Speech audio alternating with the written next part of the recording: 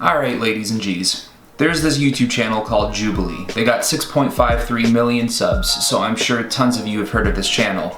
If you haven't, essentially what this channel is they bring groups of people with different ways of thinking on particular subjects and topics. And they have debates with one another. You know, they talk, they discuss, they have their own opinions, and it's all very friendly. So on their channel, they have this one video that caught my attention: who makes better movies, Marvel versus DC? You can only imagine it's just gonna be filled with arguments and rage. Marvel and DC fans don't get along. I mean, the way I think about it is, if you're a fan of Marvel or DC, we're just a hybrid, essentially. We are all a fan of one thing, but maybe I like a little bit more of DC and you like a little bit more of Marvel, but at the end of the day, we can all get along because it's all about the same type of genre. It's the same type of story, and that story is superheroes. Now, don't get me wrong, as you all know, I am more DC 100%. I would take DC over Marvel, no question. I think DC created one of the best things to ever happen to humanity, and it's Batman. But that doesn't mean I hate Marvel. So that's why I'm really curious on how this video is gonna work. I wonder if these people are actually gonna get along with one another, or if there's gonna be some heated arguments in moments. I don't really think so. I do honestly think you can get true fans on both sides of the spectrum to sit down and have a proper conversation about the two worlds without having those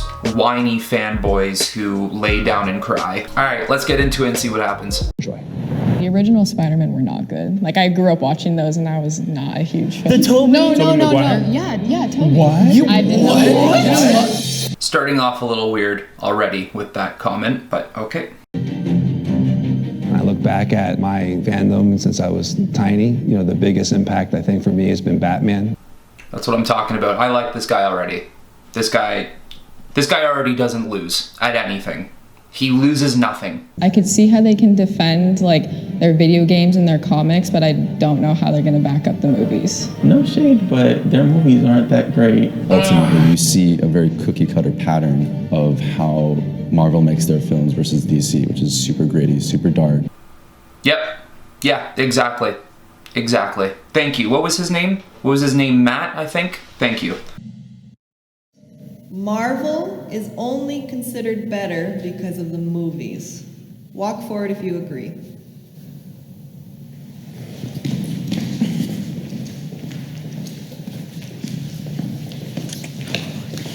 I'm not surprised the DC fans walked up to this, because I know I would myself, and I think 90% if not more DC fans would walk up and agree with this question as well. There is no doubt that Marvel is vastly more, not just superior, but more popular because of their films. Films are very worldwide. They are much more accessible than picking up a comic book or a Marvel novel and reading it. Not everyone likes to read or reads comic books. Not everyone plays video games. Not everyone uses other mediums to gain access to these types of worlds. And that is heavily why Marvel absolutely is more popular over DC. Unless they're comic book fanatics, I don't hear anybody talking about the comics, let alone the shows, even the games or anything. I only hear the movies. Thank you for being the only one here, by the way. Because it is challenging, I think, right now to be a DC fan because of that feeling. Socially, the conversation is Marvel. Oh, yeah. So extremely that every time DC puts out a movie, it's like almost expected that you're supposed to shit on it. Right. It's so true. It's almost like liking DC is a crime. I can't tell you how many times I've had conversations like this with other people, and I've said, you know, I'm a DC fan compared to Marvel. I think DC just has so much more to offer and just better characters. I'm not going to get into that, but the amount of times you tell people that you like DC over Marvel, it's almost like oh, that's disgusting. Sure, DC's movies haven't had the best go at things. They haven't been able to create a DCEU the way they have with the MCU. I think DC has made films and stories that will carry on even hundreds of years from now. And there are some movies from Marvel that you will easily forget within 2 to 3 years after its release. The Dark Knight kind of faded into the background when people talk about DC movies, and it's like, those were great films. Awesome. I mean, we don't have the Marvel Cinematic Universe, in my opinion, without Batman Begins. Absolutely agree with that once again. I think in a sense there is truth to that statement, the fact that the Dark Knight or the Dark Knight trilogy has faded into the background of just being superior DC or superhero films in general.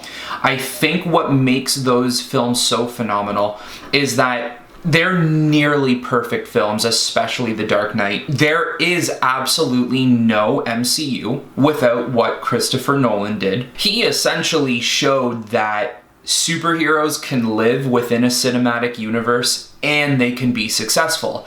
And the MCU used that, and look at them now. They are highly, highly successful and might have honestly created the most ambitious cinematic universe that maybe other people will not be able to do again. The movies, the TV shows, the video games, the comic books, the books, when you oversimplify it to one aspect, you're immediately erasing thousands of people's hard work and not giving them the credit that they deserve as they add to the rest of the brand. I guess I'm thinking, could you argue that simply because of the MCU, more people care? That's absolutely the case. No one's discrediting what Marvel is capable of doing in other mediums behind the movies, but people absolutely do care more about Marvel because of what they've been able to do in cinematic form and TV form. I do believe some of the comics do better than some of the Marvel stuff that is out. Like with all the Spider-Man, the original Spider-Man were not good. Like I grew up watching those and I was not a huge fan. Wait, the nineties? No.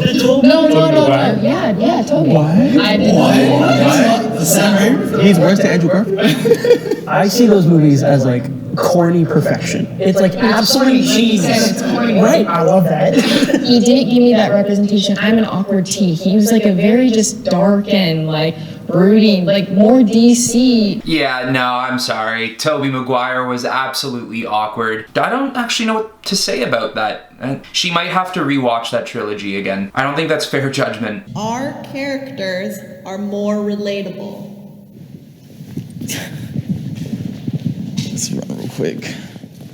It's just the fact that, especially like me growing up, that I could just look at like these different heroes. Like I was like, I'm not built like no Captain America, but I can relate to him in the heart. It's what matters. When you humanize a character first and then introduce their abilities, you not only give the audience time to relate to them and attach themselves to the character, but you give them an opportunity to see them pre-superpower, pre-amazingness. Superman really is the most obvious because he's overpowered from another planet, all these things. But at the same time, at the core of all that is this unbreakable goodness. Like Superman, one of the things I always found really endearing is he comes from a different planet, he has unlimited power, but at the same time, once he met Ma and Pa Kent, he fell in love with like the family and being a high schooler and learning how to acclimate. And so at the end of the day, they are dealing with the same human and basic problems and conflicts that we have, I think that's where Zach really tried to tie it all in. It's with Batman vs. Superman. PC fans hated. They were not about it. And it's just like... Don't worry, we did too. Everyone hated it. Exactly. Okay, I got a lot to say about this one. First of all, I don't like how it's phrased. Our characters are more relatable. DC and Marvel are both successful based off of the fact that you can relate to their characters, or else you wouldn't really be reading these stories all that much. Relatability is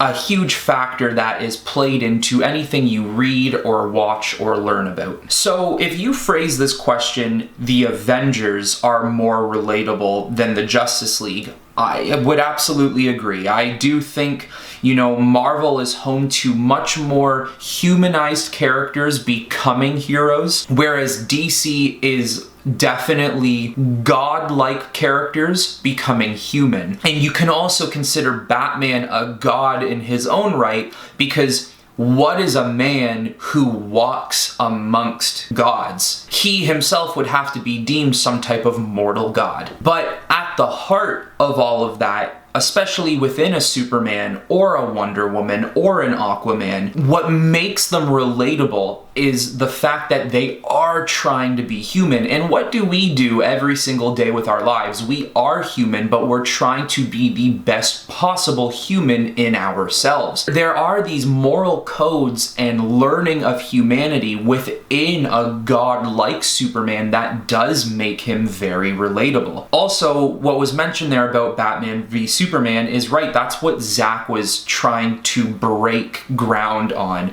was the humanity yet mythology of these god and human type characters and how they could flesh with one another and connect to each other. And it's true, the critics hated the film. It is absolutely a movie that 10 years after its release, we are going to look at that film over time, and the people who absolutely hated it will say, you know what?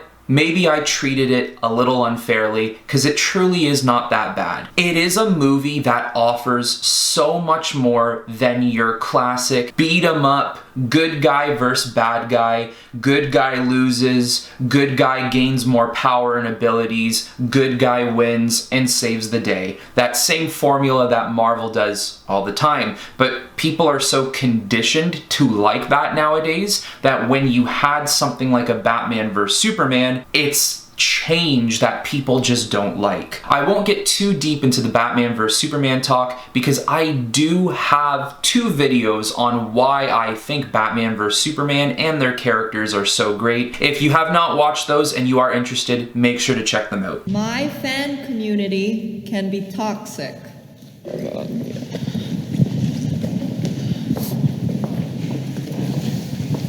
Yeah, okay. Everybody should have walked up for that one. I don't care what fan base you're part of. Every single person should have walked up for that one. Now, in all fairness, yes, it depends. What type of communities do you surround yourself with? Because you could be a part of a big one or a small one, and you know, maybe the small community you are a part of does not have that toxicity there. If you are asking any sane person, not specific communities, just one person, the Marvel fan base as a whole and the DC fan base as a whole, is there toxicity?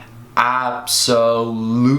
There is toxicity everywhere, and by a huge chunk of the members of these fan bases as well. I always go to this. The one who suffers the most from toxicity is Star Wars. Us Star Wars fans are terrible. In the smallest aspect, I guess you can say there is something honorable about a little bit of toxicity, because that does show how passionate we are about these brands and these IPs. But there is a level of toxicity, which it's in the name, it's toxic.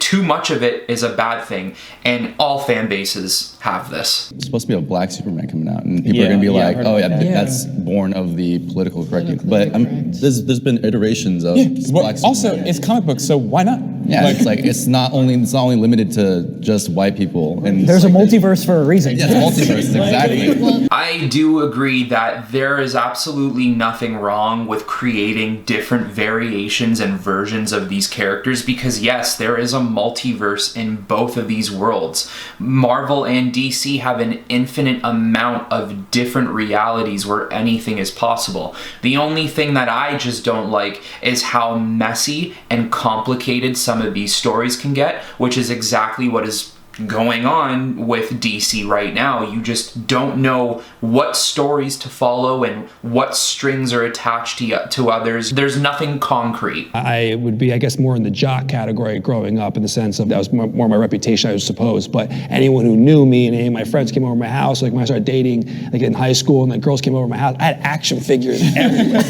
You know, so the jig was up. You know what I mean? And like, you know, this is really who I am and what I'm really about. And I always found I got a great reaction from that. That's like me too. I got a straight up lady killer in my rooms, filled with posters and action figures and all of that type of stuff. The minute girls walk into my room, it's game over. They're like, Tyrell, please marry me. Trust me, I'm constantly being told by all these girls how cool my statues and action figures are, you know, so I get it.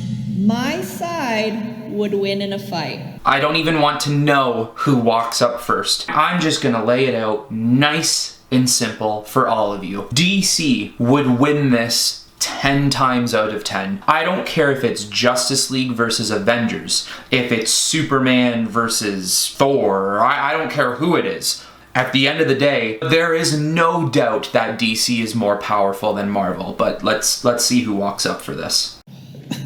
I'm going for it. Yeah.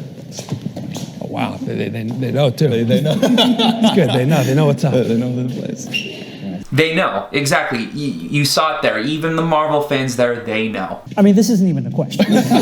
Like, the Justice League is way overpowered. Like, way overpowered. Right. How are they overpowered? Because the thing is there is a specific power scaling, and the Justice League maybe is overpowered to Marvel and the Avengers, but how are you overpowered when your power scaling is matched up to the enemies you have to fight? You're only powered to the point where you are powerful enough to take on these other threats. That's just the way of writing. DC's characters have been written to be so powerful so that they can handle their even more powerful villains. It's just the structure of the world. If you want to pit one person against another person, you know, the whole argument that I hear a lot with, you know, DC fans is Batman with prep time. With prep time. Yeah. Always nice. What is that argument? Batman with prep time is essentially his superpower, if you will. Prep time is enough for Batman to pretty much defeat anybody. And by the time Batman makes his way into a conflict with somebody, you can already assume he's had his prep time. Because he's just a dude. I've never made that argument because honestly the argument is usually he's already had the prep time. What did I just say? I love this guy. I love this guy, bro. That's always the twist. Is So you just assume he's already figured it Batman's out? prepared for every his mind is like, I've calculated 17 million outcomes. Prepared, yeah. Like if He's they, Doctor Strange essentially. He's Doctor without the time Strange. limit. Yeah, like if okay. they were together in a movie and Doctor Strange was like, I saw these outcomes, he'd be like, yeah, I did too. Yeah. And it's Yeah, bro, like that is absolutely true. Martin Scorsese said Marvel movies are not cinema. Everybody, I don't care DC or Marvel, don't walk up for this. Don't agree with this. The whole point of cinema, of art, is to be interpreted in your image, the way you see things. And that's why cinema is traditionally about everything. There's so many different genres. That's the whole point of cinema. There is art to be appreciated. I think the second you try to put ground rules on what art is, you fundamentally don't understand. You're missing the point of art. Yeah. Absolutely. For sure. Like, how do you define cinema? Right. You can't. Right. It's exactly my point. You can't put a definition on what cinema is because cinema comes in all types of forms, all types of topics, all types of situations and feelings and moments. And there's no doubt that Marvel has captured a lot of art. It's captured so much cinema in all of its films. I mean, me and my dad watch it together. Me and my mom, me and my friends, and we're all different ages. That's like the point of cinema. So. Group hug, everybody. Group hug. Bring it in, everybody. Well, there you have it. You know, I actually really like this because this was absolutely more of a calm discussion about personal opinions and beliefs on both sides of Marvel and DC. There was no arguing, there was no rage, and that's how it should be. It's so easy to go on the internet nowadays and fire off this BS comment that gets 500 likes and 300 responses of other people being like, oh, you're so rude, or oh, I don't agree with you, or blah, blah, blah. The internet is not a place to have a discussion like this, not all the time at least, and it was nice to actually see these people meet face to face, DC and Marvel, and at the end of it come down being like, you know, maybe I appreciate more of what you see, or vice versa, and that's just how this should be. That's how these arguments should go down, which is not an argument at all. just a discussion. But guys, that is it for this video. Make sure if you are into DC and you want to see more of my DC content, I have tons on this channel. I will put the playlist in the description below. And also make sure to leave a like and subscribe if you like this video and want to keep up to date with future videos as well. And do leave a comment below if you have some sort of Marvel or DC discussion you'd like to see me do, or one you would simply like to have. And I know I just said that talking about this stuff isn't the best place to do on the internet, but we can try to keep it as civil as possible. Alright everyone, as per usual, I will talk to you all very soon.